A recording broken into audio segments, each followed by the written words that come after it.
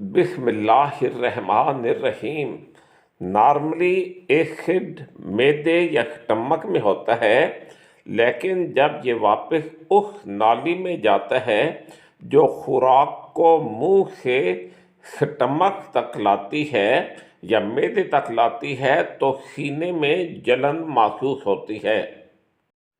اس condition کو acid ریفلکس بولتے ہیں۔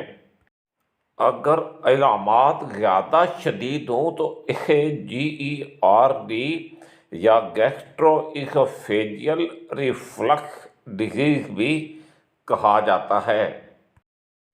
سینے کی جلن کم کرنے کے لیے پہلی چیز جو آپ کر سکتے ہیں وہ یہ ہے کہ آپ اپنا وزن کم کرنے کی کوشش کریں۔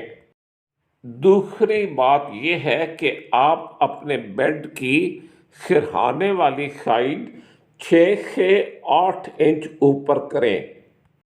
یہاں 8 سے 10 انچ تصویر میں دیا گیا ہے، لیکن آپ 6 سے 8 انچ اوپر کریں۔ آپ اس کے لیے اپنے بیڈ کی سرہانے والی سائڈ کی جو ٹانگیں ہیں ان کے نیچے ربڑ یا لکڑی کے بلاک رکھ سکتے ہیں، یا اپنی میٹرس کے نیچے فوم کا ایک ویج رکھ لیں جیسے کہ شکل میں دکھایا گیا ہے۔ اس تصویر میں میٹرس کے نیچے فوم کا ویج دکھایا گیا ہے۔ اگر آپ سر اور گردن کے نیچے صرف سرہانے رکھ کر سوتے ہیں تو یہ کافی نہیں ہے۔ آپ پہلے دیے ہوئے طریقہ کار پر عمل کریں۔ اگر آپ کو ایسڈ ریفلکس یا سینے میں جلن ہے تو آپ کافی چھوڑ دیں، چاکلیٹ چھوڑ دیں۔ اگر آپ الکوہل استعمال کرتے ہیں تو اسے چھوڑ دیں۔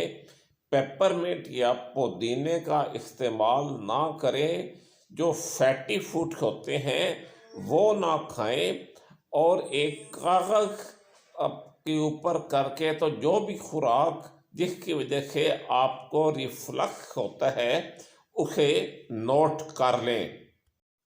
اگر آپ سگریٹ پیتے ہیں تو سگریٹ پینا چھوڑ دیں۔